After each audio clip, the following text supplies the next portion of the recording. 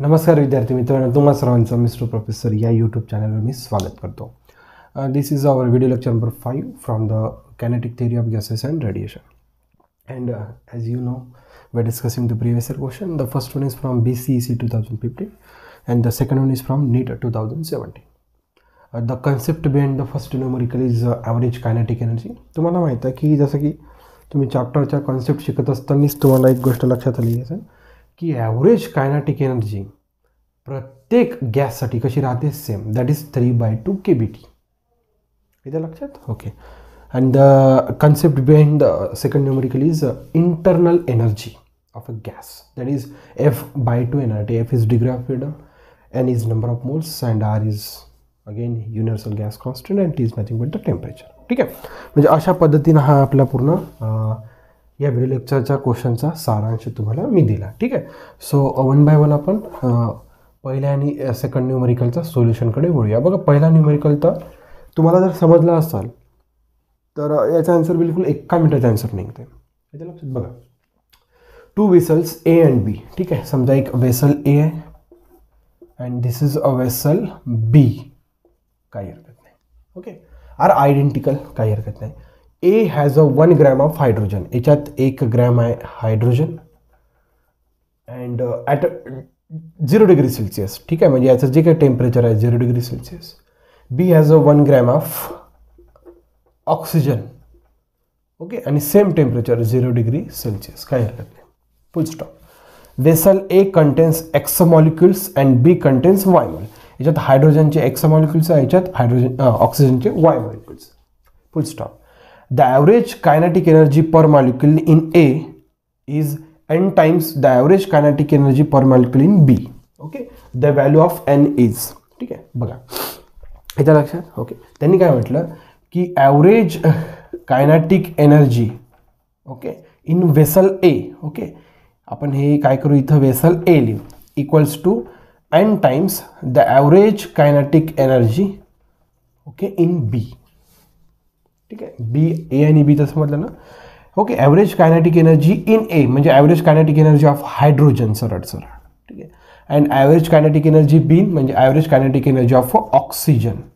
Okay, त्यांनी काय म्हटलं की average kinetic energy of hydrogen is equals to n times the average kinetic energy of oxygen. What is the value of n? याच्या लक्षात बघा, मी तुम्हाला पहिलेच सांगितलं की ॲव्हरेज कायनेटिक एनर्जीचा जो काही फॉर्म्युला आहे प्रत्येक गॅससाठी सेम राहतो, 3/2 kBT. किती? 3/2 kBT. ओके, इथं पण फॉर्म्युला किती? 3/2 kBT. 3/2 kBT. ठीक आहे, ठीक आहे. पहिल्या, ओके, इथं temperature for vessel A, temperature for vessel B. काय नाही बघा, 3/2 कॉन्स्टंट, काही हरकत नाही. kB कॉन्स्टंट, काही हरकत नाही, म्हणजे सेम आहे. Temperature at vessel A, temperature at vessel B.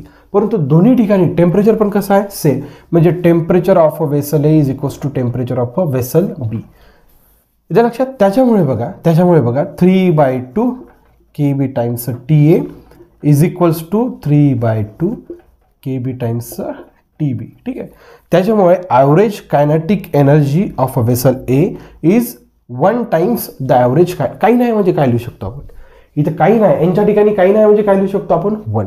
Therefore what is the value of integral 1? What is the value of integral n? 1. इथं लक्षात बेटा, दोघांचं टेम्परेचर सेम आहे, त्याच्यामुळे मग काही त्याचाच विषयच नाही राहिला. आणि तुम्हाला पहिली गोष्ट क्लिअर केली की मी ॲव्हरेज कायनेटिक एनर्जी कोणताही आयडल गॅससाठी कसं राहिला पाहिजे, सेम, 3/2 kBT. टेम्परेचरमध्ये फरक पडला, परंतु टेम्परेचर ही दोन्ही वेसलसाठी कसं दिलं आहे, सेम. त्याच्यामुळे किती पट राहणार, n 1 पट. जो काय एनची व्हॅल्यू येणार, average kinetic energy of hydrogen is n times the average kinetic energy of oxygen. किती पट राहणार, 1. सेम राहणार, याचा अर्थ कसं राहणार, same. Therefore the value of n is 1. Therefore the option number D is the correct one. So in this way we are able to find the numerical solution from the exam BCEC 2015. याच्या लक्षात. आता अशा पद्धती बघा, question म्हणजे आहे अतिशय easy, फक्त तुम्हाला डोक्यात शिरला पाहिजे कशा पद्धतीचा क्वेश्चन आहे, नाही तर तुम्हाला तो तुमचे मार्कही घेऊन जाऊ शकतो. म्हणजे याच्यात काही खूप पुढे अडचण नाही. ऑप्शन्स बघा, 16, 18, 32, 1. भरपूर कमी लोक एक ऑप्शन्स लावणार, कारण की शक्यता कमी आहे. हे समजणं कमीच लोकांच्या ह्याच्यात असं मला वाटतं. हे तर लक्षात. पण असं काही नाही, थोडं आपण जर डोकं लावलं तर हा क्वेश्चन इझिली सॉल्व्ह होऊ शकतो, काही मोठी गोष्ट नाही याच्यात.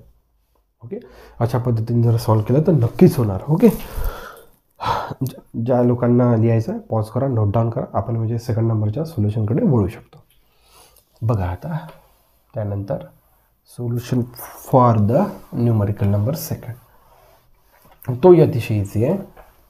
थोडाफार डिग्री ऑफ फ्रीडम, मोनोॲटॉमिक डायटॉमिकसाठी माहिती पाहिजे, छोटे छोटे गोष्टी आहे. बघा न्यूमरिकल नंबर सेकंड,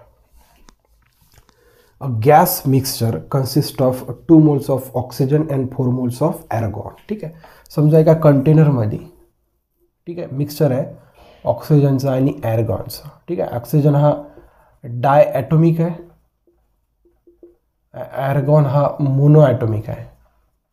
एक कंटेनरमध्ये दोघांचं मिक्सर आहे. ऑक्सिजन घेतलेला आहे आपण N1, ऑक्सिजनसाठी नंबर ऑफ मोल्स आहेत 2, ॲर्गॉनचा नंबर ऑफ मोल आहे 4, काही हरकत नाही. ठीक आहे, ॲट अ टेम्परेचर T, या कंटेनरच्या आतमध्ये टेम्परेचर किती आहे T. Neglecting all vibrational modes, काही हरकत नाही.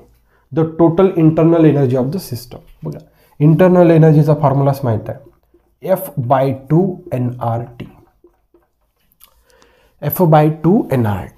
Okay, this is the formula for internal energy. ठीक आहे, आता पूर्ण सिस्टमचा काढायचा आहे. पहिला आपण इंटरनल एनर्जी ऑक्सिजनसाठी काढूया, नंतर ॲर्गॉनसाठी, दोघांचं काय करू ॲडिशन. ओके, चला काय हरकत नाही. बघा ओके, एफ म्हणजे काय, डिग्री ऑफ फ्रीडम. ओके, पहिलं कोणासाठी घेऊ आपण, ऑक्सिजनसाठी, divided by 2. Number of moles of oxygen, number of moles oxygen RNT, plus degree of freedom of argon divided by 2, number of moles of argon RT. बस काही नाही, एकदम सिम्पल आहे, येतं लक्षात. आता बघा खूप महत्त्वाची गोष्ट आहे, डिग्री ऑफ फ्रीडम काढत असताना व्हायब्रेशनल मोड कन्सिडर करतात कुठे कुठे, म्हणजे इथं लक्षात. आता डिग्री ऑफ फ्रीडम ऑक्सिजनसाठी ऑक्सिजन हा डायटॉमिक आहे, डायटॉमिकसाठी डिग्री ऑफ फ्रीडम राहतो 5. व्हायब्रेशनल मोड्स जर राहिला, ओके, ते ऑक्सिजन मॉलिक्यूल जर व्हायब्रेट करत असला तर त्याच्यात आपण त्या 5 मध्ये आपण ॲड करत असतो. व्हायब्रेशनल मोड जर आपण कन्सिडर केले, परंतु त्यांनी क्वेश्चनमध्ये आपल्याला क्लिअर करायला सांगितलं आहे की we have to neglect the vibrational modes of that given gas molecules or particles. Vibrational modes आपल्याला निग्लेक्ट करायचे आहे, जेणेकरून आपल्याला जसं ॲर्गॉन हा मोनोॲटॉमिक आहे, मोनोॲटॉमिकसाठी डिग्री ऑफ फ्रीडम आहे 3, मग 3 मध्ये काही ॲड नाही होणार.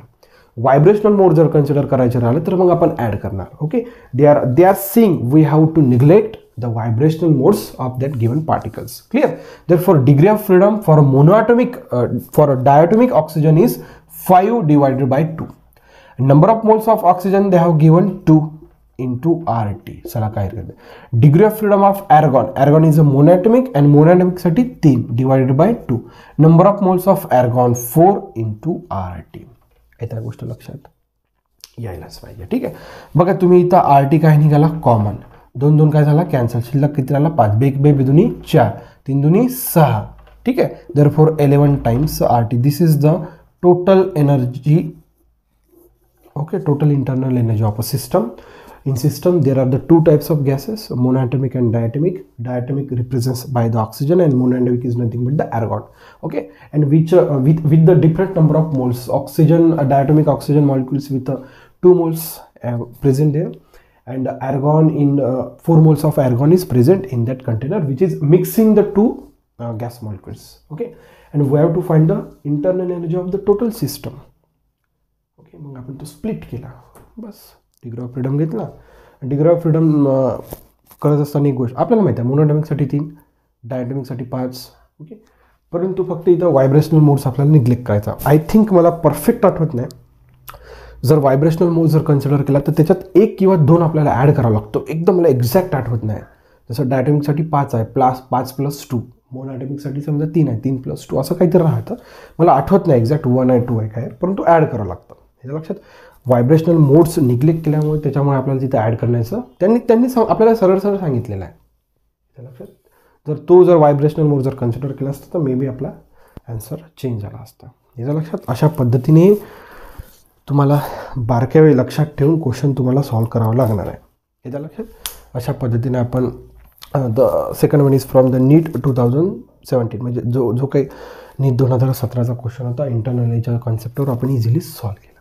इथं लक्षात आपला उपक्रम आवडत चालला असेल तर नक्कीच ओके तुम्हाला लाईक शेअर आणि सबस्क्राईब करायला विसरायचं नाही. So thank you for watching. See in the